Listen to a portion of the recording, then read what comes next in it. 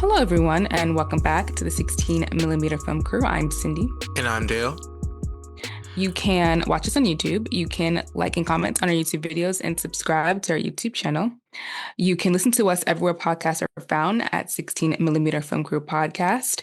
And you can visit us on our website at www.16millimeterfilmcrew.com. This week, we watched Materialist, directed by Celine Song.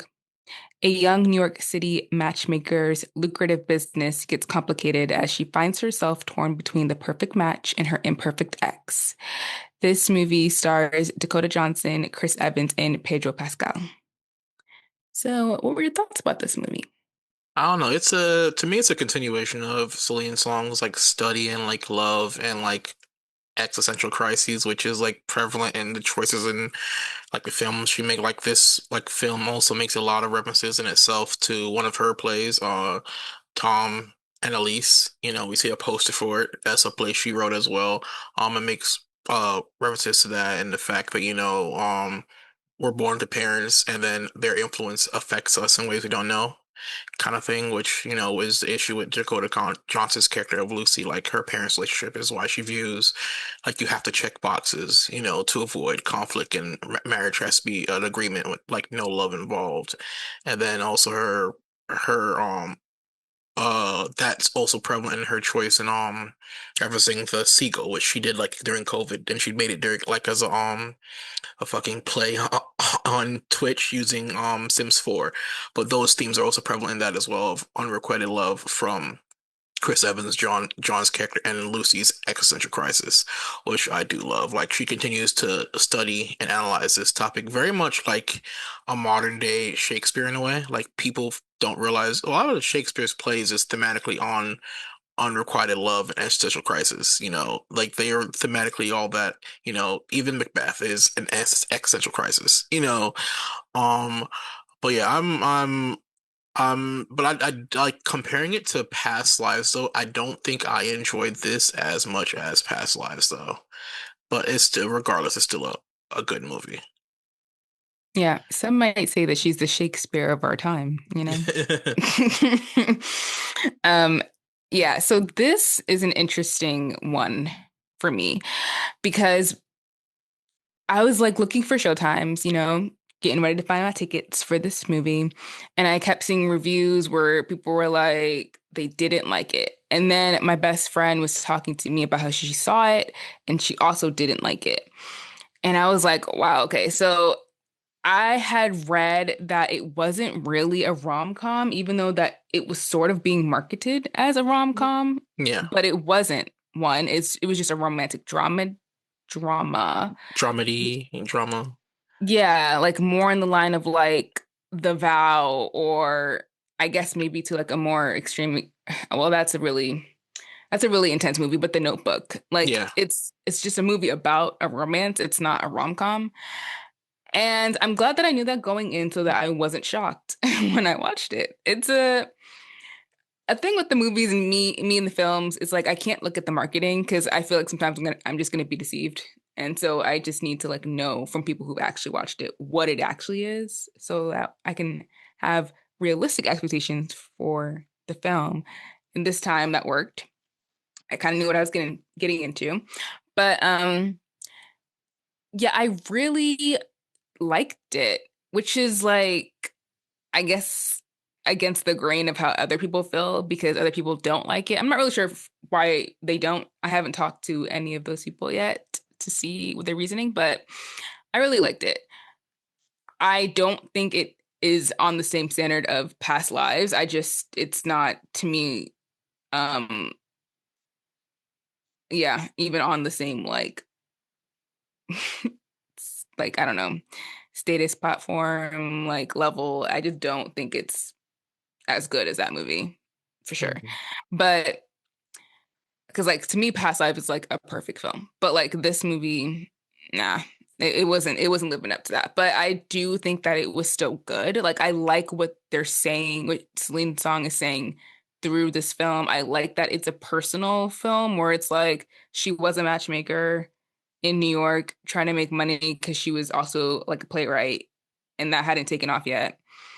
and that her husband in he was like making weird videos on YouTube and he like writes he's like a massive screenwriter now like he wrote Challengers so like it's interesting because like maybe the Lucy and what's Chris Evans' character's name? Tom? John. John. Yeah.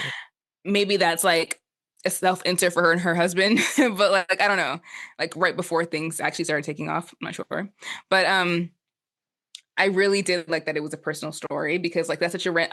I didn't know that matchmaking was a real job anymore because you know we have apps, so I just assumed that that was not you know a job that needed to be filled, I guess. Yeah. But apparently it definitely is. So that was interesting and like just to see like how that whole thing works.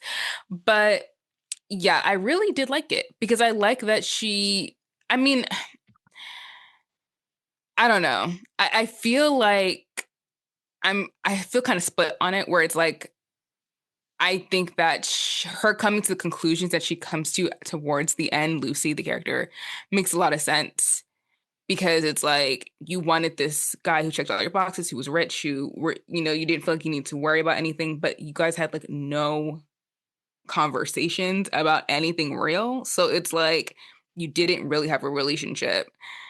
And when she is in trouble and dealing with stuff, like that's not the person who she's turning to. It's not Harry, it's John. So I really like that. I like the conversation about like boundaries and stuff like that. Like I thought all of that stuff was good.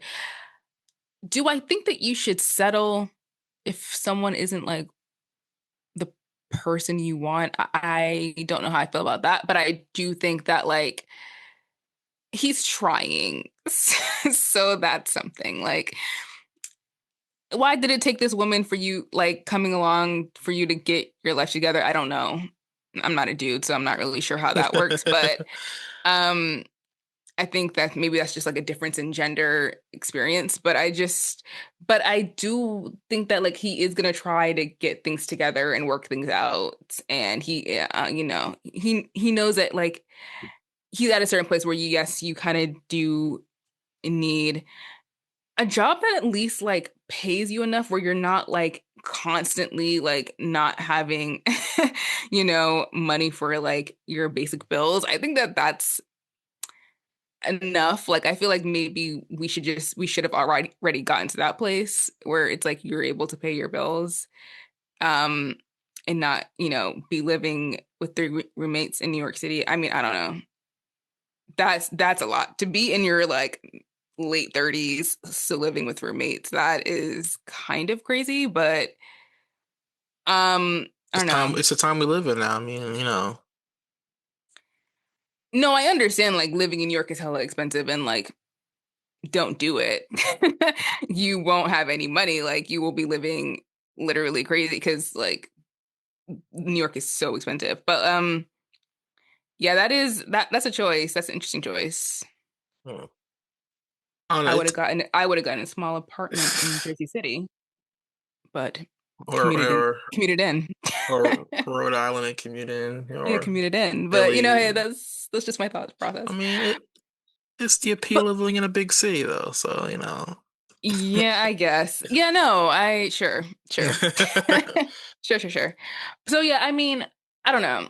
I think because he chooses that, like he chooses, like, you know, I'm gonna figure things out, I'm gonna get things together, is the reason why I can support the relationship because I feel like money is always gonna be an issue if that doesn't get resolved. Like that's one of the things that will just continue to come up. Actually, I've heard so many times, like in relationships, that it's not really like cheating or whatever that really ends things or makes things difficult. It really is just like money. So like it makes sense. Like that point, that plot point is actually like a really good one to explore just because it's like that is probably what most couples have had to deal with or are dealing with currently. So I thought that was a realistic conflict for this character to have. And I do like how things end up. It was honestly fascinating. I really thought it was like an interesting kind of case study in like modern dating, how people feel about love. It's interesting that the character of Lucy in the beginning is so like regimented about what she wants, but she still wants to get married.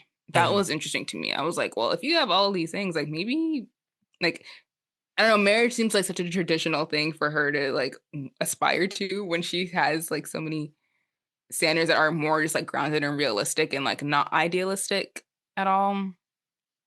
It's just like, I just kind of want these things. Give me these things. Like I wouldn't peg her as a person who cared about that type of stuff. But like it's interesting that they still want it, even though they also see like all of the issues like Mhm. with it. They still end up going through with it. So, Yeah, I do wish this movie like it shows like I think this movie is more targeted to like a female audience, female viewpoint because it does show like even though she like has all these things, her end goal is still to be married, and that's still like the traditional mindset of for girls, the big day is their wedding day, their marriage, all the boxes are checked, everything is perfect. But for the guys, I think the guys they did show like two viewpoints of it, like guys who are just there to be there, and or guys who are just like, oh, I just want to date younger women, and then you have also John, and you have both Harry, who like Harry is like I believe in love, but I don't know if I'm capable of love, and he really wants marriage, and Harry who not Harry, John who is like stuck with the unrequited love for Lucy. So I do think they do accurately portray I think the male side a lot more than the women. I think with women, Celine kind of just defaults like every girl wants to be married, and then that's it. Didn't really have a show change. She didn't really showcase their independency and agency, saying, "No, this is not for me. I'm content." Like you would think with Lucy having all those boxes checked for herself, like successful career, like the movie ends with her getting a promotion to run that New York office. You know, she is able to like sublet her apartment, like because I'm going to travel for extra income. Like she's providing for a New York apartment by herself, and John isn't. She's established. She's going to high profile events. She's meeting the clients she's meeting are established. Like I don't think a New York matchmaker is going to mix and mingle with the average, like me or you or whatever. She's mm, she's in a certain like zeitgeist and clientele. So she has all the boxes checked for herself, but she still doesn't realize that in herself, which I feel like is a discredit to her character as well. mm. Because I think she could have acknowledged, oh, I have all this. I don't really need a man to provide that for me. So there are some things I can also be flexible with, so Yeah, I think that that's probably where she comes to at the end of the film, where she's just like, you know what, I love you, and you don't have everything together, but I have a good job, so it'll be fine. yeah, Like, I feel like I feel like in the beginning, she definitely was not on that yeah, wavelength. She was very much just like, I guess, like actively maybe not actively, because the Harry situation kind of comes out of nowhere. So it's not like she wasn't pursuing it necessarily. She was just saying like the next person I'm dating, I will be marrying them, yeah, which to me maybe feels less like a traditional aspiration and more just like this is what adults do. yeah, So this is what I'm gonna do. You yeah, know what I'm saying? Like it yeah, doesn't seem like she cared about it in the yeah. sense of like this is gonna make my life. Like this is what I'm looking forward to. It was just like, well, I'm in my mid 30s. Like I'm supposed to be having the nice apartment, the good Hmm. job, and the husband. I feel Yeah. like it's more, I have everything else to set last box in check. Like, yeah, and I exactly. think that's the parallel between I think her and Harry that works out. Like, it reminds me very much of like Failure to Launch, a Matthew McConaughey movie, I love with that Sarah movie. Jessica Parker, which is a Yeah. real thing. That failure to launch syndrome. Like, I think for a lot of us, are millennials, some Gen X, Gen Z. It's like right now society. We've not been able to hit certain like adulthood milestones. Like I know I haven't. Like that's currently why I'm planning to go back to school to like to do Hmm. all that. But so I can kind of relate to John, kind of like, I'm here, I have a dream, but I can't progress past that. And I think his love for Lucy is the thing that gives him the extra push. Like, no, I can actually aspire to be better. I don't have to settle for where I'm at. I could be better. And I also think that she's trying to pass those certain adult check marks. Like you said, like she has a job, she has a house, she has everything else. The last thing is a husband. So they're both trying to like attain standards of societal values or Mm-hmm. expectations that they Yeah. can't maintain on their own. They need each other to reach those things. And the same thing with Harry. Harry's rich. Like the only thing he had that has an issue with both him and his brother, which he kind of revealed at the end, was he got, which is essentially gender affirming care, which he got height added. And for her, that was like another signal of the issues of what Sophia, when she got assaulted. Like Mark gave off everything that we'd assume, that women would want. He was perfect. He checked all the boxes, but his character wasn't there, you know, and that's what sends her down the spiral. Whereas Harry, he checks all the boxes, character was there. But for her, the fact that, during this whole mental crisis is our relationships just about checking boxes and to be satisfied. When she kind of like get scared. I think the whole end really is about her finding the ring and how Harry was actually going to marry her, like really wanted to. Like I think the fact that she didn't know that he got the gender affirming care to raise his height, that was kind of a red flag. Like, oh, you don't really meet all my standards. You're not perfect. I'm freaking out right now. Like, and she used that as a quick and easy out in a way, So Yeah, I feel like she's an interesting character. I feel like she just didn't love him. Like that was just honestly, and I understood that when her client gets assaulted and the first person she talks to about it is John, hmm not the person that she's currently dating. yeah, And that's when I was like, okay, well, obviously there's an issue here because if y'all can't even have a conversation where you are telling him something that's going on in work, hmm like you can't be speak to him, vulnerable. be vulnerable, like you Yeah, don't have a relationship with this dude. Like you guys are just people who sleep together. Like that's really all it is. And I'm glad that she realized that and ended it because a lot of people wouldn't do that. A lot of no, people would say, you check all the boxes. So even though we don't have that vulnerability or that intimacy, I will still marry you. yeah, And so I respect the fact that she didn't continue the relationship. That made sense to me. And I'm glad that Celine put that in there because like I said, a lot of people wouldn't do something like that. And I yeah, feel like through the clients that she works with, you can see how people are thinking, right? So the first person who, when they go to the wedding, when she goes to the wedding, the woman is just getting married to this man to, I don't know, beat her sister at something, at some yeah. made up ridiculous competition that they've had, I don't know, psychologically since they were children. Like, I know you're not being serious, lady. Like, that cannot be the reason why you're marrying this person. And it literally was. She says, It lit "Oh, that means I won against my sister." Like, like you yeah. what? And that's the thing. I've seen that in real life. I know personally siblings who compete against each other, and I feel like the older sibling is not competing with them. Like, I know I've experienced that personally, where I'm like, I'm the older brother. I should be different from my sisters, and I know I shouldn't be because we're different people, but still on the inside, you're competing with your sibling no matter what. So, Yeah, no, and I think anyone who has siblings knows what that feels like. yeah. Yes, I understand it. But marrying a whole person just to beat someone at something that, again, that's not real. Like you're not actually competing for anything. Like, and what are you competing for? Like to win what? You know what I'm saying? Like all of these things are so they're so stupid. Like because it's not like it's not like you're gonna get anything. And like honestly, you're just getting a person who you're just kind of okay with. Uh, It's fine, like whatever. And I think that's what they talk about in the movie too, where it's like you're just like marriage is like you're just getting someone who you can coexist with, who will take care of you in your old age, mhm. who you can split the rent with. Like, and honestly, it's sad that that's true, but I think it is true. Like a lot, it's convenient. Like it's okay. Well, like you're here, so I don't have to be alone, and I don't have to, spend all my money on my bills because you will also be paying them. Like I get it. Like it makes sense as like a financial arrangement Mm, to just be with someone.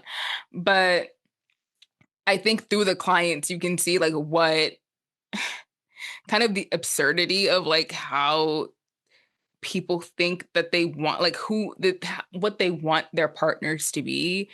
And it is just like I think the point of the film where it's like real love isn't about having someone check all these boxes. Like that's yeah. not what that's about.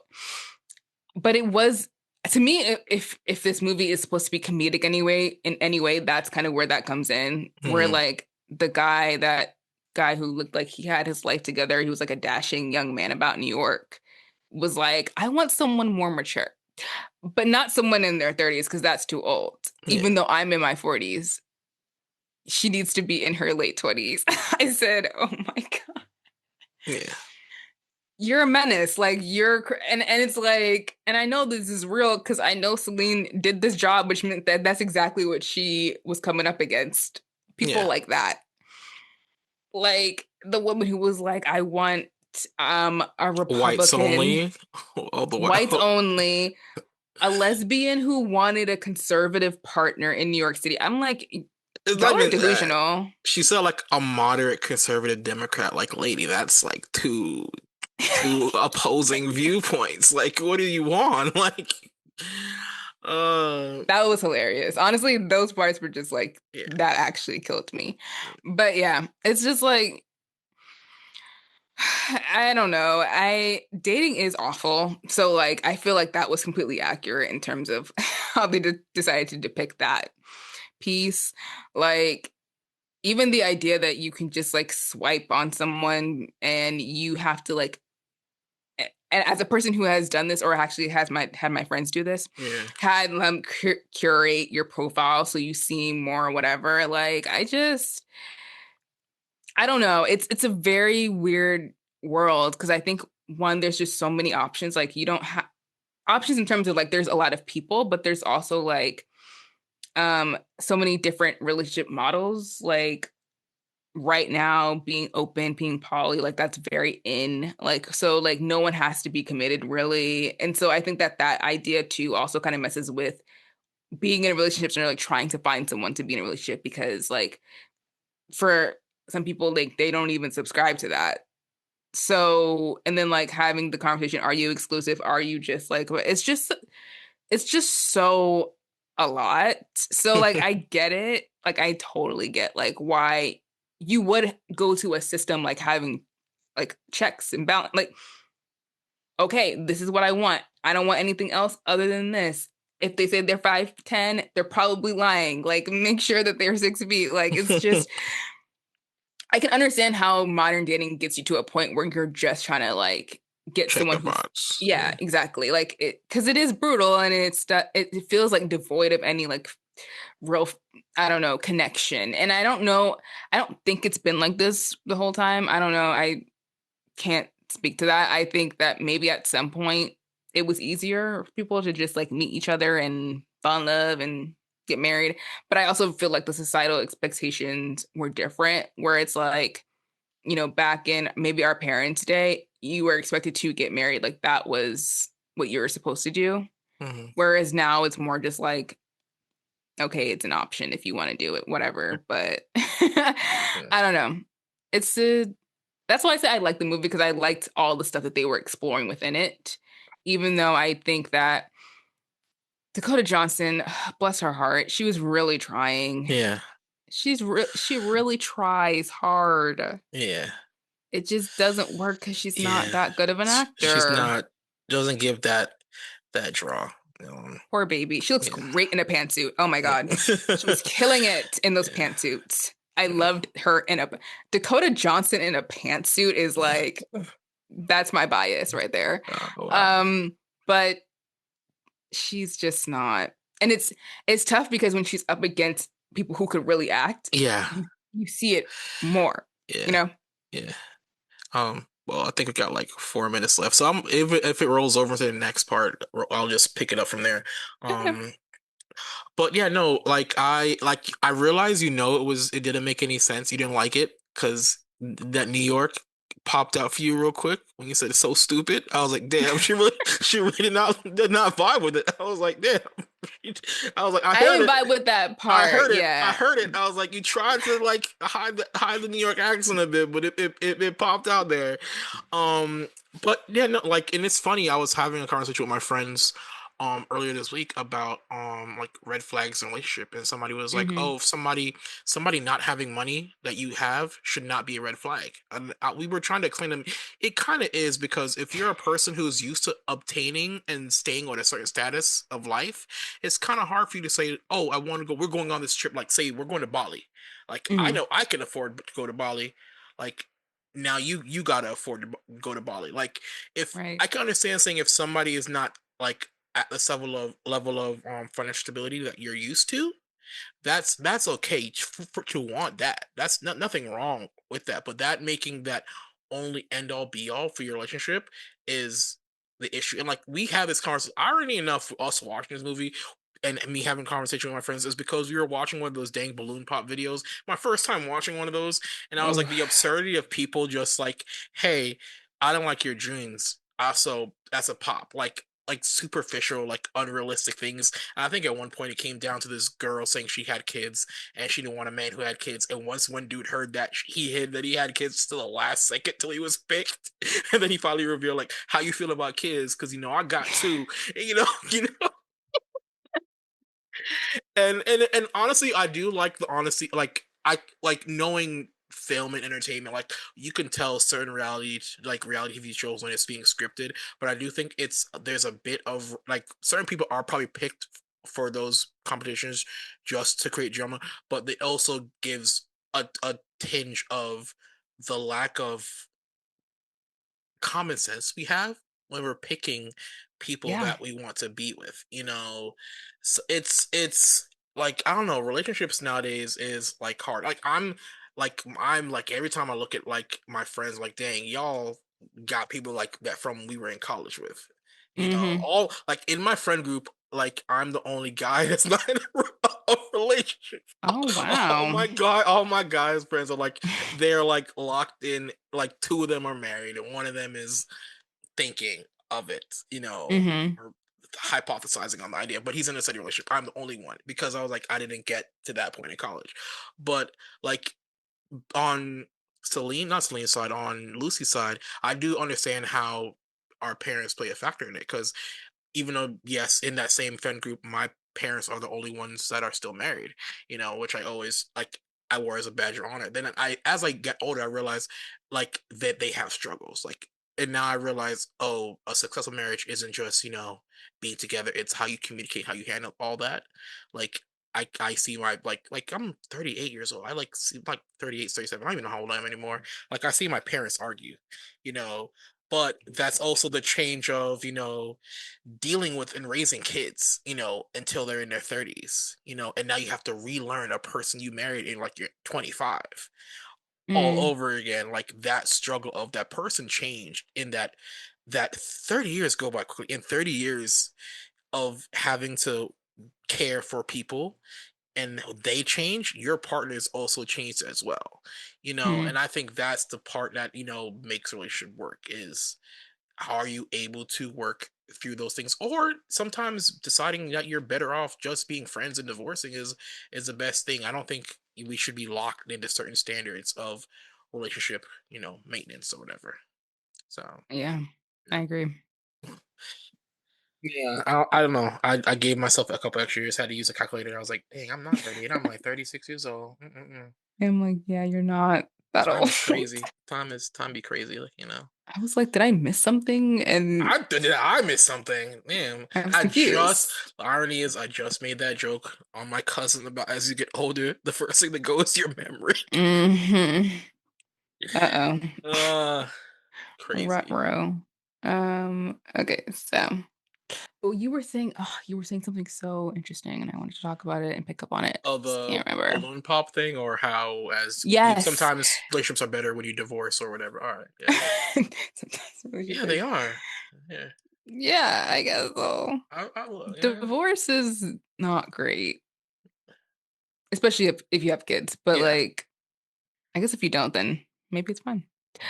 Um, The but balloon yeah, what pop. you were saying about yeah, the reality shows and stuff, and it's so funny because I was watching Temptation Island, and I don't know if you've heard anything about that, but oh goodness, I'm not a reality TV show person, but I for some reason I was watching these guys and they were talking about it and I was like so engrossed because the men in this show, I don't even know where they found these people. Like I didn't know that people could be so insane, like delusional beyond all belief, manipulative, and just like borderline psychopathic. Like it was scary watching these guys. Hmm. But just watching like that or Love is Blind or whatever, like I think people's understanding of relationships and love are also very skewed. One thing that always baffles me, I guess, is the lack of communication. Like you'll have couples who are together for years and then they're like revealing things to the camera and they're like, "Oh, I never said this to my partner." And I'm like, "Okay, so what do you guys talk about? Like what do you do every day? Like if you're not talking, what are you like what?" Like I'm genuinely confused and like what is like occupying that space if you're not even having conversations with Hmm. people. Like what do you mean you've never talked about like what you wanted in your future? If you wanted kids or whatever, like how what do you mean you've never talked about that? Haven't you been together for like 2 years? Like how do you not talk about that? Like, what else are you talking about if not these things? Like, I can't. It blows my mind because like I remember my like little relationships back in high school where you were talking about those type of things, and obviously it was not going anywhere. Like, you probably are never going to see this person again after you graduate. But like, if we were talking about that stuff when we were kids, no money, no jobs, no understanding of the real world, how are you as adults living in the real world not have conversations about your life? It's just I can't. It truly blows my mind every single time I hear it. But to your point, it does feel like things have gone so superficial where it's just like again a list of things that like you can and that's what Lucy says. She's like, I cannot build you a person. Like that's not how this works. Yeah. And it's so true. It's like we're all just trying to like focus and pick certain things out like and try to like manufacture a person that doesn't actually exist because like in real life like first of all it's not how like anyone really connects. Like you don't like even when you're meeting your friends like you don't even have a checklist of like Yeah. how they need to be. You end up somewhere and then like you hang out with people and then like if they're cool you're like okay Yeah. cool let's be friends, and if they're not, if you find out somewhere along the way that they are kind of a little, then Yeah. you don't hang out with them anymore, it's like I don't know. Yeah, no, I like you said, like having this conversation is weird. Like I even like told like we were on like a group trip with my friends, like all of us, and we were just for some reason talking. Like it's like New Year's, and I think we are all drunk. We are just talking about relationships and stuff. And I had said, yeah, um, I probably wouldn't be friends with you guys if one of you or if any of you didn't have at least one quality I would like in a potential partner. And they were dumbfounded. I was like, yeah, why would I be friends with you if I didn't like a quality or personality trait you had? And they were like, oh, that they took it as, oh, that means you like all of us. I was like, no, that means like I've had a relationship with you, I view you as friends. There's a difference. Like, but I shouldn't I see no point in like you shouldn't be able to start a relationship, whether it's friendship or romantical, if you don't have like certain standards. Can certain Yes. stand are certain standards only work for one category and don't work for the other? Yeah, sure. Like there are certain things you'd want in a friend and a potential partner that fit for both, and there are other qualities that you don't want and for a friend that you would. There are qualities you wouldn't want in a partner that you're okay with being a friend. Like I wouldn't want my partner to be selfish, but I'm okay with my friend being selfish. That kind of thing. Oh, And I okay. had to explain to them that because they were like, that's an odd concept to like to Mm, do. So mm-hmm. Yeah, that's interesting. Well, I was listening to someone talk about some relationship thing, and it was more in the vein of like what do you do if you don't like your friend's partner? yeah. That's what they were talking about. And she was saying that like, you cannot like the friend's partner, but you also have to realize that like there's a reason why you are friends with the person Hmm. and not dating them, right? Yeah. Because it's like, yeah, obviously what you look for is obviously different than what they look for in a partner, and Hmm. you kind of have to be okay with that. Yeah. And that I was like, yeah, that's true. I never even thought about it in those terms, but that does make a lot of sense. Like, I love my friends, but like, I don't know, would I date them? No, No, no, probably not. no. Like, but I love them as my friends. Yeah, Like, we're so close. Like, they're amazing. yeah, But I couldn't be with them, and I don't think they would want to be with me either. I think that's the whole point of why you're friends with someone and not yeah. dating them, right? Like, so, um, that's interesting because it's like, yeah, I think you do have to have a certain like you have to have some standard, some frame of reference of like what you're looking for in a person.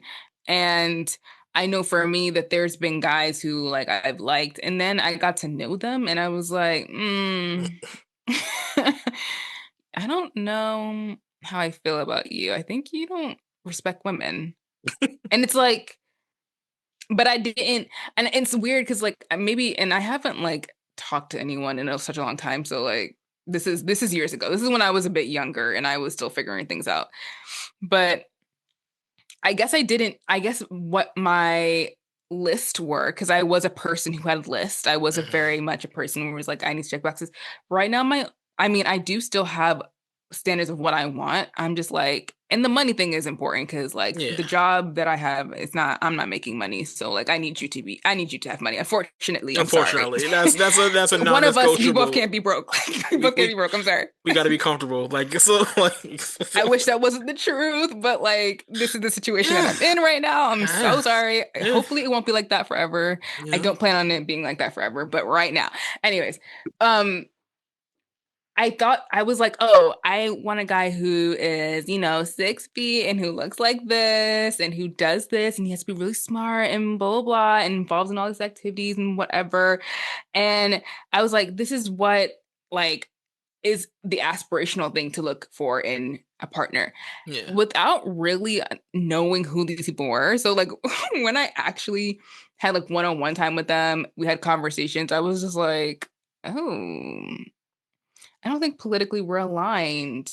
Or like I don't I don't think that like you are interested in someone who isn't in your economic class, like in your who is like financially in the same place or comes from a background where like Mm. they're not like they're I'm because I'm a middle class person, like that's how I grew up, and Yeah. there are people who grew up upper class and who Yeah. had a lot more opportunities, who had money to kind of do whatever they wanted to do. Like it was just a very, and I think that's fine, but like if you aren't looking at a person who isn't of the same class as you as equal, and you're kind of looking down on them a little bit, it's that's going to be an issue, right? Because Yeah. there's not the respect there. So it's I think having the checklist what it does is it kind of you're trying to like remove yourself from like not having to deal with like all the intricacies of like a human being, but like you still have to deal with them at a certain point. You can't ignore that. Um, it always comes back around. Like people are gonna reveal themselves. And sometimes it's not even like bad. Like when I think about Harry in the movie, like it's not like he was a bad person at all. Like he didn't do anything wrong. He just couldn't like love, or I don't even think he couldn't love. I just didn't think he just didn't love her. I think Mm. he was looking for, the person who checked his boxes as well. I think that's what it was really about. Like that's how he viewed the relationship. And there's people who literally just view relationships that way. And but I do think that like in a different situation with someone else who he was really into, he would be able to love them easily. They would be able to talk. He would be able to reveal the surgery, whatever. But it's also, I liked that piece of it because I liked that a lot of the times men's insecurities don't get discussed. Mm. Like it's oftentimes like women just being like, oh, I'm too old or I'm too this or too that. And it's like the fact that like he felt like he couldn't speak to women, and he couldn't like connect with people and like date someone who he couldn't marry because of his height just goes to show you how like whatever social standards, whatever ridiculous things that we're coming up with, it affects all genders. Like Yeah. it's not just, I think it's very much focused on women, like, and surgeries and non-invasive procedures and all of these things are very embedded in like it's stuff that I see all the time on my timeline or in my social media stuff. Like, but I don't always think about how that also affects men and how that could, put them in a position where they feel like they're not what women want. And so Mm, they have to do other things in order to obtain, obtain something that's so unrealistic. I think that's what the point of this is. Like all of this is kind of yeah. BS. Like Yeah. what's attractive to you is not attractive to me. Like everyone's attracted to somebody. Yeah. Everybody's gonna find love in some way. Like if you don't want to be alone, like you won't be alone. Like if you pursue it, you'll probably find you're gonna find someone. Like it's not a. I feel like it just feels like there's like not enough people, and it just feels like the standards are so high, expectations are so high. But in reality, like if you I don't know. It just doesn't feel whatever the conversation is, it doesn't always feel like it's reflective in real life, where it's just like, And and maybe it is. I don't know, but I mean, and that's why to a certain point, I'm kind of empathetic. I have some empathy to like incel culture, and it's not like mm, like of course the main thing is male incel culture can kind of be because that's also really tied into toxic masculinity, which gets very violent. But there are also female incels as well. So I'm very empathetic to that issue because sometimes due to society standards and our personal standards, we want to obtain to somebody that's not at our level. mm, Like, look, I'm about 5'8". I'm a big chunky boy. I'm bald headed. I wear glasses. I don't smile. I have like a resting bitch face constantly, and I'm a very serious person. So for me to say like, dang, I need to show you that slim, she thick, blah blah blah. She gotta have long hair, ain't gotta have no weave. Like those kind of standards are unrealistic to me because I cannot. Those are things I cannot bring. But there are also things people I can't, people really can't control. You can't really control your height, but you can yeah, control your career aspirations. You can control your educational level to a degree. And even if you don't have a degree, you can still gain knowledge. Like, internet is wide. You can be very conversational. You might not have the degrees to everything, but you can at least hold a conversation on a vast variety of topics. Like, things that you can't control, I've learned to like avoid. And like, it doesn't make any sense. Why am I aspiring for like Rihanna? When I don't look like, Jalen Hurts. That's unrealistic. Like I can't like, and I think that's also the problem with society has, and that's also the factor that, Harry deals with. Like, he checks every box but one.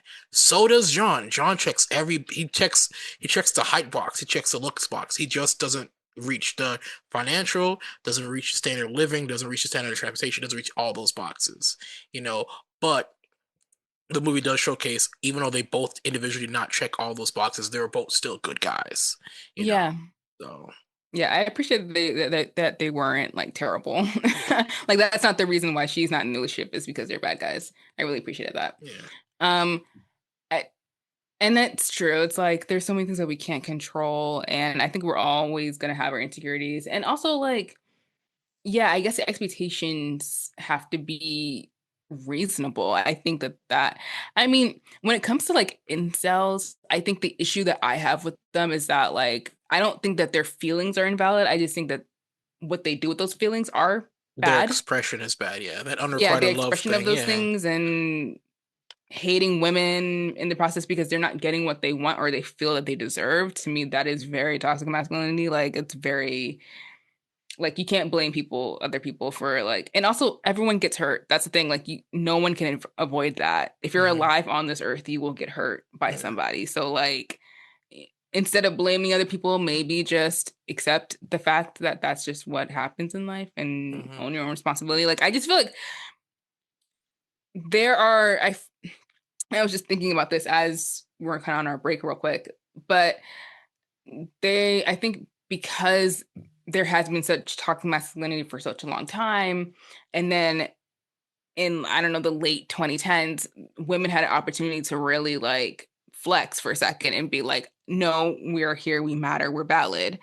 Um, but there was a backlash to that. Hmm. And then things got more, I don't know, I guess people got angrier, things got more violent, like because I don't think men felt like they had a space anymore, like they were being pushed out. And I read this great book by Bell Hooks called The Will to Change, Men and Masculinity. It's so good. It really changed my understanding of like the other sex. And I had so much more compassion for men than I ever had before because I understood like the deep rootedness of patriarchy. Like that's not anything that anyone can control. And I also feel like, well, and what she was saying in the book is that a lot of women perpetrate that where and then they're not giving a lot of women don't give space to men to be emotional, to be vulnerable. It's hard for Mm, men to be vulnerable, even with other men. So it's just like, yeah, that's what happens. You internalize all that stuff. You get angry. Sometimes you lash out. Sometimes people get violent. Um, and so there's a whole culture shift that needs to happen. And I feel like it needs to be more equal, where it's like, no, women, ruling the world doesn't mean anything really. Like these systems are so bad. So like even if you're on top, it doesn't change the quality of the system. Like if you still got racism and classism and all this stuff, yeah. being the dominant sex won't. Are you going to change any of those things? Because if not, then like doesn't mean anything. So like I feel like things just need to be more equal, and that men feeling like they need to have a place, and that we're not so different. Like I feel like that's a lot of the issue is that we kind of see each other as opponents instead of teammates, and it just feels like we are basically the same. And that's what I like. I think that's also the big glaring weakness of Lucy's character is Mm, as by contrast, she's not a person who expresses how she feels.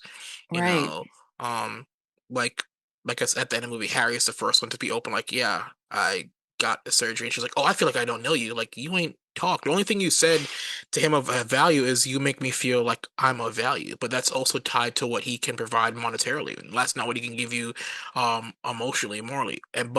And she equates that as a good thing. But John, on the other hand, she's a person she can talk to if she's stressed out. So I think that would make you think, oh, I value you more. You're able to take time out of your day to, talk to me when I'm stressed out. That's a sign of value. And I think that was also one of the biggest issues she has as a character. She wasn't open to communicate. Like when they both come to her, she's like, "Oh, why do you like me?" Like to Harry, like, "Why do you like me?" He tells her why he likes her. Like, I'm not looking at you 10 years down the road. Like, I want someone I can grow with as I get old. I don't want a 25-year-old person. And then John is like, and then John on the inverse, like, "Oh, I love you. I think about you every day. Every time I see you, I see us being old together." And she cannot like return or express as to why she feels the same way or why she doesn't. And I think that was also like the biggest real flag is like the lack of her ability to communicate, which again comes in the fact that she only witnessed or only experienced her parents arguing. So Yeah, to me, that's just like you're just deeply insecure. Like yeah. that really, that's what it was. And that's what I kept hearing from her Yeah, and that the was the whole thing with time. me because she mentions being a psychiatrist to these men and particularly women looking for Mm, people, and she's like, "Oh, do you think they tell their psychiatrists that they only want to date black, white guys or whatever?" And I'm like, "What are you telling your psychiatrist? Because you realize these women are essentially part and parcel a mirror of her." In her mm, interactions with them, and that's a human thing. We can recognize the flaws in others, but we don't yeah, recognize the flaws in ourselves. right. So, but That's yeah. so true. Yeah, Uh, and that to me is more the thing that was missing in this film is that it's so obvious how that Lucy is just completely insecure. Like she doesn't understand that she is already of value. She doesn't understand that she already has things set up in her life that are good. She's just kind of like still searching for something, yeah. something to make her feel valued. A person to make her feel valued, the right place, the right guy with the right amount of money. Like, and my thing is like, you really can't be with someone if you don't love yourself. Yeah. And I know that's so corny. Like, I'm But it's sure like true. we've heard that a It's billion true times, though. but it's true. Like, it's like, Yeah. how do you expect anyone to love you if you cannot love yourself? Like, Yeah. it's just not gonna work. Hmm. Like sweetie, like it's not a guy isn't gonna fix it, whether it was John or whether it was Harry or whether it was someone else. Like no one else is gonna be able to fix that thing for you. Like you Hmm. have to, because she keeps saying like, "Oh, I know you hate me. I know you hate me. Like I know you don't like me," and it's like no, these people love you. Hmm. At least John genuinely loves her. He Hmm. just feels like he can't give her what she wants. Yeah. And what you want is something that he can't provide to you right now. But like he also is providing in other ways. Emotionally, he's giving you stability and a place to kind of dump all your feelings. Like he's like, yeah, you can let's just go somewhere. Let's crash someone else's wedding so we have somewhere to be because he can't stay in my apartment. But like, Yeah. he's like doing all of these things. And I Yeah. just feel like if she had self-worth, like real self-worth, a lot of these issues would be sort of alleviated. I don't Yeah. think that these would be big things. And I kind of wish that she had come to a place where she was able to love Yeah. herself and then Uh, get a relationship if you want yeah. to get a relationship after that. And I think that's the biggest discredit to the fact that once again Celine Song is an amazing writer, and Yeah. with these topics is the fact that her lead, well, female actress, her character is just eh, Hmm. but the male characters are so much dynamic in the way, like, even though, like Harry says, he just doesn't know if he loves her, the fact he was vulnerable to say I had this gender reaffirming surgery is a sign of love. You don't, it's not something you tell people every day. And she, like, once again, she uses that as an out. She goes, oh, I didn't know that about you. That means it's because I didn't know that about you. We don't know anything about you. That means I don't love you. Like, no, getting to know a person is part of getting to love a person. Like, and that's the process. He's telling you that I had things. He's revealing an intimate secret about you. That means he is open to you. He loves you in a way. And she takes it as, oh, I don't know anything. That means I don't love you. And he internalizes that as to say, oh, I don't know what love is. When clearly he does, if he's able to, like, admit that. So, and that's my, like, biggest thing with the issue. Like, all the other men, the men particularly showcase multifaceted, dynamic views of unrequited, like growing to love somebody, being open, being vulnerable. Whereas she's just so in her head, which is true, but then she just has like an instant epiphany at the end. And he also, like, and it doesn't make any sense because John at the end goes, "Oh, I think I made a bad financial decision to marry her." You know, so I don't know. Well, Mm, the way that I read that scene was more just like she, I feel like her finding out that he had the surgery because she knows what the scars are from before he tells her that he got the surgery done. mm, And I think for me, the way I was reading it was more just like it was just a confirmation of the fact that she actually doesn't love him. yeah, Like that's really what it was. It wasn't more like I just need an out to get out of this relationship. I think it was just more like she was already feeling it. Like she already felt like she didn't love yeah, this man. Like the when she same saw the way. ring, she freaked out because she was like, "Oh, I don't want to get married to this man." Like, Mm. it's like it. She knew that she loved John. One because they had all this history and they were still talking. Like to me, that's just set up where it's just I like mean, it's just a matter of time that's until the they get back rebound though. together. Who Harry? That's the rebound though. Her and John. It's not a rebound. They were together for like 5 years. Fair, fair, fair. Yeah, they were together for 5 years. They broke up because, he didn't have any money. They stayed in contact all these years. And then through her relationship with Harry, she was like, oh, actually, I think I'm probably in love with John, but he doesn't have any money. So what am I gonna do? And then so like that was like her dilemma. Like, and I feel like because he was in love with her, he let her do whatever with him, kind Hmm. of play with his heart a little bit, and I'm glad that he realized that he was kind of being played by her and he was like, nah, I'm not going to allow that anymore. So I just wish that she had gotten to a point where had respect for herself and had love for herself first and foremost, and then got back together with John if that's what she wanted to do. Because I feel like what the messaging is going to end up being is that you just got to find the right guy and you'll be fine, which is not Or you just that, gotta tolerate the person. You know. yeah, which is like not how I think that should go. Hmm. That's just my personal opinion. Maybe Celine Song had a different read on it, but either way, to wrap it all up, I do like this movie. I like the themes that it explores. I like that this is like a thing that most people can relate to.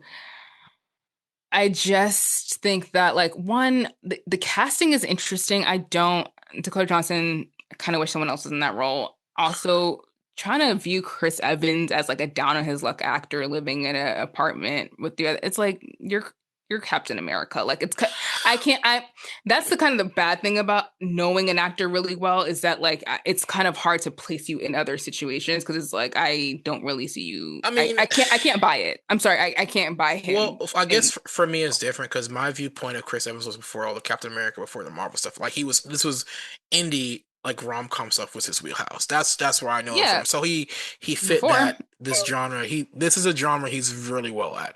Like Dakota Johnson is very much giving what did not Patti LaBelle. Wow, that's horrible. Aretha Franklin, what you said about Taylor Swift, beautiful gowns. For you it'd be beautiful pantsuits. beautiful Um, pantsuits. Beautiful pantsuits, well-tailored pantsuits. Like she gives me nothing. She's like Yeah, watching paint dry, yeah. as far as her acting is. And then she's surrounded by Pedro Pascal and Chris Evans, which I know. like It makes it worse. It makes it more evident. so but And yeah. I agree. Like I remember watching Chris Evans back in the day before he was Captain America. It's just that like now that you are Captain America, like that has been something that you've been doing for years Yeah, now. yeah. It's hard for me to see. Which It's is hard for me fair. to believe you as a person who is like a struggling actor in New York City. Like that Yeah. is just like you're Chris Yeah. Evans. Yeah. Like come on. Pedro is So different because Pedro's kind of done been doing everything for like the Pedro, past. it's like, oh, you're a rich, amazing man. Yes, I want that to be true, and I know that that is true. Like Pedro, honestly, is maybe my favorite actor. Not even because I think he's like the most talented necessarily. I think he's extremely talented, but like just because of who he is as a human being, I'm obsessed with you. I'm actually obsessed with you. You might be the most amazing man that's ever lived on this planet. Like, Pedro is essentially playing himself in this movie, being yeah, charming and charming, suave. wonderful, just Yeah. lush. That's the word that I'm going to use with him. Lush. Lush. Wow, He's a lush. lush man. Lush man. Um, but yeah, I thought this movie was really interesting and like a good like conversation starter, a good thing to kind of like reflect on. Yeah. But when I think about the fact that Celine made past lives and how beautiful that movie was, I don't know. It's weird that this movie is coming kind of in the legacy of past lives because it's just like Yeah. they're not even on the same. The music was good. I thought the writing was good, kind of. It was a little bit stilted in some places. Could have trimmed the fat in some of the dialogue, some places as well. Um, but so yeah, it just wasn't on the same level. Is Hmm. it like not a significant downgrade, but a bit of a downgrade. Yeah. So, but I still thought it was good. I thought it was good. Yeah. So I'd still give it a watch, just for it being a conversation starter. It's a good movie for that. Yeah. Um, but yeah, moving on, not giving a full box office breakdown, but one of the probably the biggest cinematic issues or stumbling blocks right now is a movie called Ello by Pixar. Elio? Elio. Yeah, it Elio. opened to like 21 million this past weekend. Um, and for most, and it's Pixar's worst debut. This is the team that's, done Disney, done Incredible, does most of Disney's animated features, to be honest. Nowadays, it's more Pixar than Disney, if we're being honest. They do work together. But it's their worst box office opening since like Buzz Lightyear onward and The Good Dinosaur. Which I'm not surprised. Like Buzz Lightyear, I can give credit to the fact that it had a bad opening and probably Good Dinosaur due to COVID. So had a short box office window and went straight to streaming platforms, you know.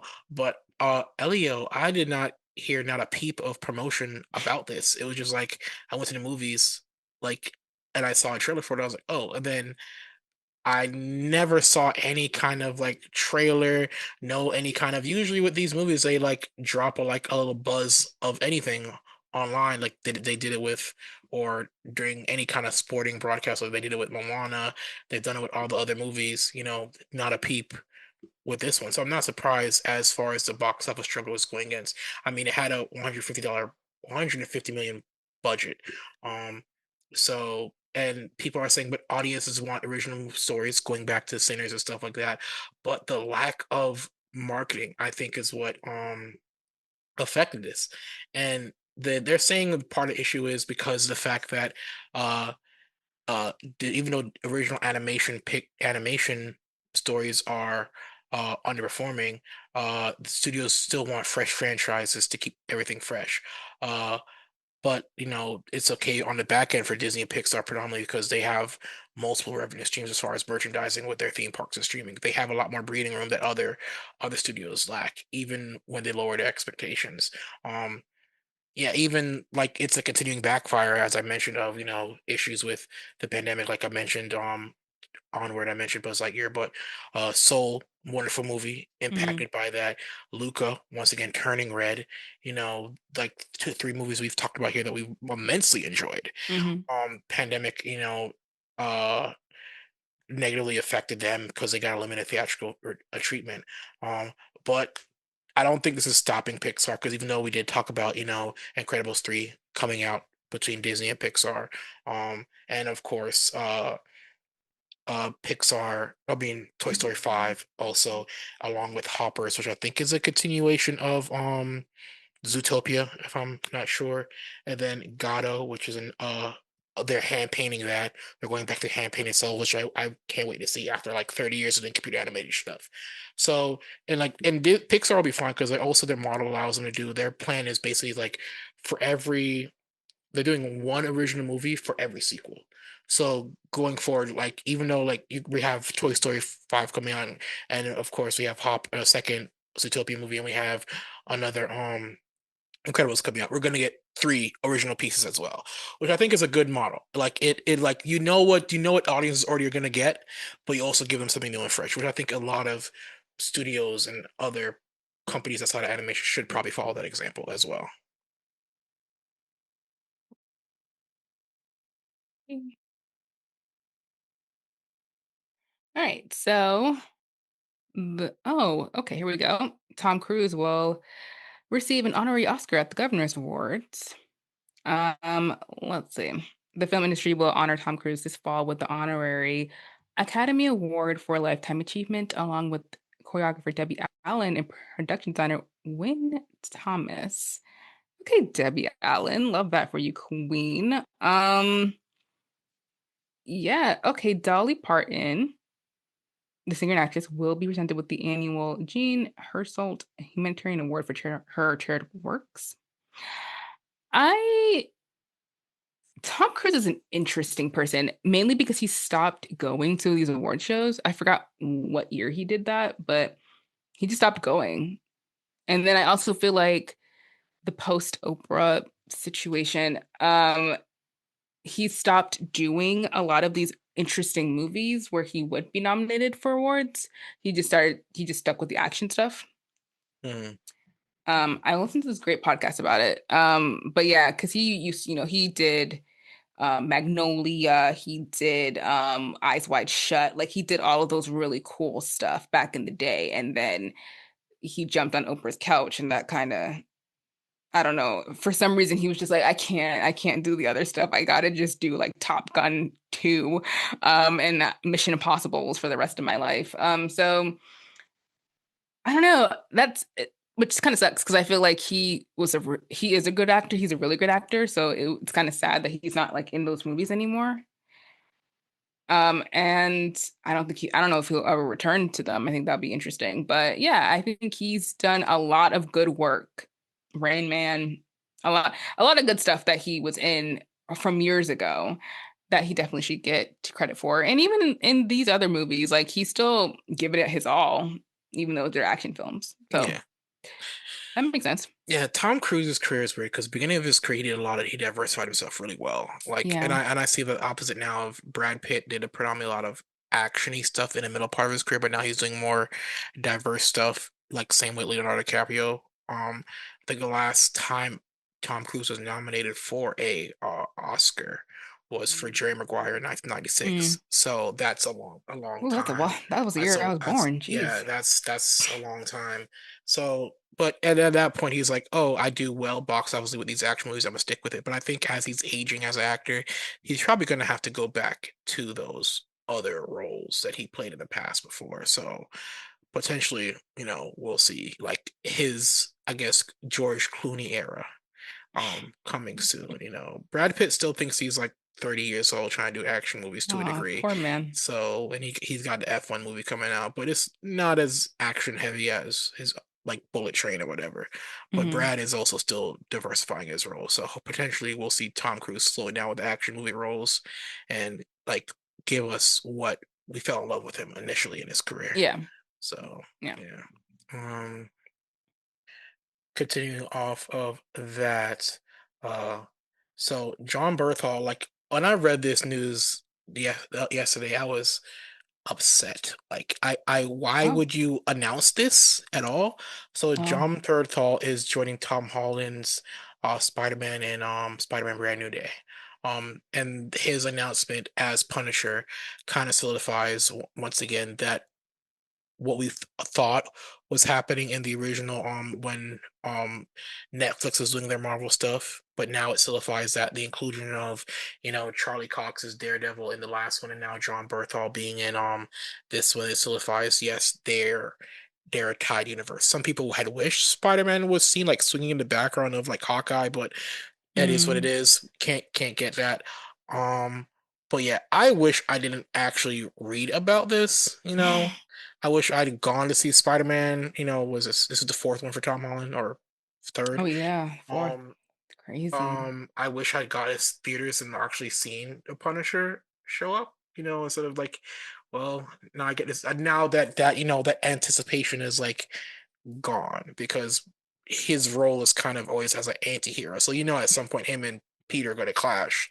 So that fun image is already in my head. And if it doesn't reach those expectations, I'll be immensely disappointed. So I Yeah. wish I did not know about that at all. So Mm, yeah. I'm fine with it because I feel like the last movie, everyone was like talking about how Tobey Maguire and Andrew Garfield was going to be in it and how all Mhm. these people were coming back. Yeah. And it was fun when you're in theaters, but watching it back is just like, okay, whatever. Mm. Like, obviously, they were going to be in it. So, like, I'm okay knowing that John Berthelt's going to be in it. Hopefully, they'll I keep mean, other things secret. say no, along with yeah, the Jay Bernthal thing, I'm not sure how the Spider-Man movie will go because I know they've added Sadie Sink with her being a redhead. Are they still gonna have Zendaya play MJ or are they gonna make her dye hair and play Bond? Or blonde and potentially play Gwen Stacy, which kind of inverses, his origin story of, meeting Gwen, then meeting MJ. So we'll see how that goes as far as that. Um and the search mission, and keeping with the Marvel topic as well, it seems as though Mahershala Ali still wants to do Blade. I think the fans want it as well. Um, I think there's now even more. What's the word I'm looking for? More of a fan want from it, especially now with Sinners and how we've discussed before that Ryan Coogler himself doesn't want to become Marvel's go-to black director for black projects. But yeah, it's been almost 6 years since he went on stage during their big Comic-Con event. And Mahershala, him being a two-time Oscar Award winner is a big win for Marvel, regardless of their success. Um, and yeah, and you'd think in this span of 6 years he'd be on his like second movie, but they've been on a continuous, rehash drop, losing directors, losing cast members, and he said himself because he's on the premiere in the cast for the new Jurassic World Rebirth movie. He said, "Call Marvel, I'm ready. Let them know I'm ready." Like he still wants to do it, and I think the fans also would want him still to do it as well. Yeah, it's interesting that they have really fumbled this bag in terms of this Blade movie. And I feel like everything is kind of set up for it to happen. It just needs like a script that makes sense and the right people working on it. So I don't know. I don't know if they've rearranged it where they pushed it, further than calendar and they'll get to it eventually, or if they just drop the whole thing and maybe the fans can kind of get them to rethink that by just, fan pressure. I mean, that's how we got the Saturn cut. So like it could be done. It just needs to happen. And I want it Yeah, to happen too, because I actually do want to see this movie. yeah, yeah, yeah, yeah. um, let's go to our Next story. Uh, oh, wait, it's not here. You were talking about the money thing. Oh yeah, um, so of course Hollywood, you know, it's they usually have one of the largest, film and tax incentives programs in the industry because most of the studios are headquartered there. They committed almost $1 billion annually, and they just announced uh the this recently not a billion, well yeah, usually about 1 billion annually. Um, and of course, they just announced that for this latest round of funding for a lot of new projects coming on the next couple of years, that Netflix somehow alone snagged about 20 million of that. Um, and that includes another 24 projects outside of Netflix who all got a total of 96 million. So it witnesses a change in the finances of those in industry, especially considering that of those 43 of those projects of the 48 that other studios got are also independent films working on budgets of 10 million or less. So a large about what five or six of them ate up about that $96 million. But it also goes to say, because I know a lot of studios, not the studios, but a lot of movie distributors and particularly theaters are still feeling the sting, particularly stateside of um of the movie industry as far as the reason why movie theaters are opening. They did a report recently saying about a lot of these, only about 1 in 7 of these actual film theater companies is actually being adequately successful, and that's mostly due to the release distribution window. Like, because studios are now putting smaller time for movies to be in theaters and now focusing on their streaming platforms now that they have the content and that they also keep the money as well. They don't have to pay studios a little fee to play the movie, and the movie theaters also get a percentage of the profit. Um, so yeah, they're predicting about like 20 years movie theaters won't be a thing, which I would hate. I hate that because I think the idea of going to a movie theater is still so important, even in the era of streaming. So Yeah, definitely. Like I can't even imagine that that would be a thing that we wouldn't have anymore. That'd be terrible. Honestly, that would be really, really bad. And I think that there are movies that are doing really well. They don't come often, but they do happen. Like, so I hope that that gives people enough in this an incentive to understand the value of it, especially when it comes to filmmakers who are making movies specifically for theaters. They're not making it for streaming. So I really hope that they consider that yeah. in decision making. But yeah. Okay. So let's talk about what we've been watching this week. Me, this is one of those somewhat. I don't know if I do this often enough, but I've just been in such like a haze with everything that's been going on with me. I haven't had the chance to really watch anything outside of. I guess I started anime with some of my friends, called Mhm. Apothecary Diaries. It's kind of like, I wouldn't say it's the best I could describe it would be like House, but the girl's an apothecary, but she also have detective tendencies where she's like figuring out murders and stuff like that, which is interesting to me. But other than that, I haven't really been watching much. I've been staying up late at night for other various reasons. Um, but yeah, hopefully once I get a proper cycle, I can get back to like my usual freelance random watching of different content. Mhm. I watched this documentary on Netflix called The Astroworld Tragedy. It was like an inside look on the tragedy that happened at Astroworld in Texas. That's the Travis Scott festival that he put on every year. Um, and where I think more than either 10 or more people died at that event in 2021, I Mm, want to say. Yeah. mm. And I remember when this happened, there was a huge, controversy blowout. People were so angry at him, multiple lawsuits. Um, and it was from the point of view of the victims who were there, who were able to survive, and but who some of them got injured, some of them lost friends and family members at that festival. And it was really sad to see because there really hasn't been like accountability on anyone's, part of this tragedy. Like people said sorry, but like, you know, the amount of damage that was done by that, Mm, there hasn't been like a person or a company or whatever that people were able to be like, you know, let's get some accountability from these folks, and that accountability was delivered. And from what they were saying in the investigation of it, it seemed very much like the lack of communication between all of the parties was partly to blame. The design of the festival was partly to blame. The fact that they sold more tickets than people that the venue could comfortably fit was also mm, to blame.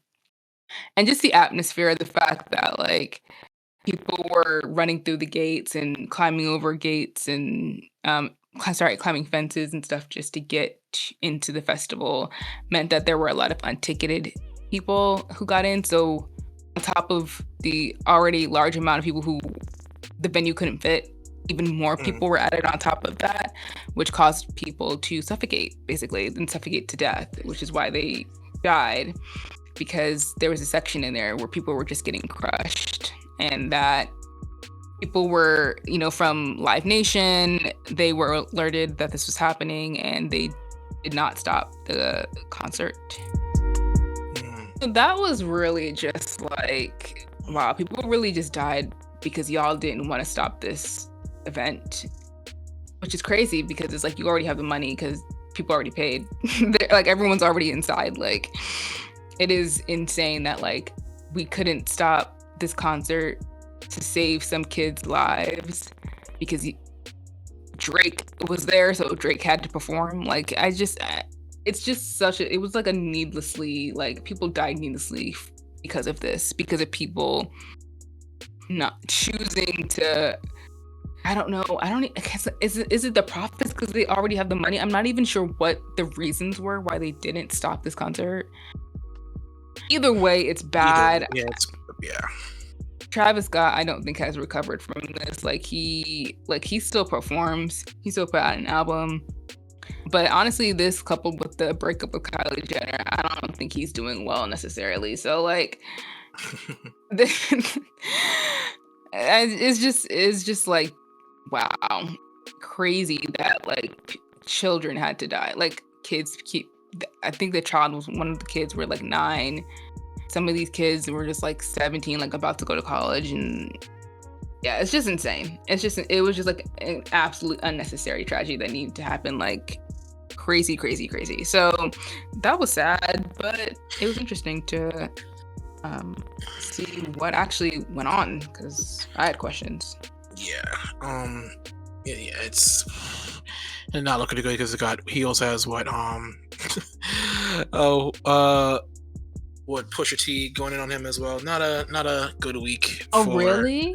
for for What did people he in that camp. say? Basically everything talking about Kylie Jenner, how he got rocked in the fight. Yeah, it's not looking good for people who don't like agree with, or people who initially rub Pusha T the wrong way. Because you also got Drake now, with Morgan Wallen, who's like low key trying to hide his racist kind of tendencies as a country artist. Now Mm, walking out with him in Houston to like Drake track. Yeah, I said every day, Drake proves Kendrick Lamar and Pusha T right. So yeah. Yeah. Yeah. It's like a self-fulfilling prophecy. It's like, yeah, yeah, you are terrible and you continue to show that, like so But yeah, all right. So that's it from us this week. We hope that you're all doing well and taking care of yourselves. Make sure to check out all our social media. Support us if you can, and we will see you guys in the next episode. Goodbye. Au revoir.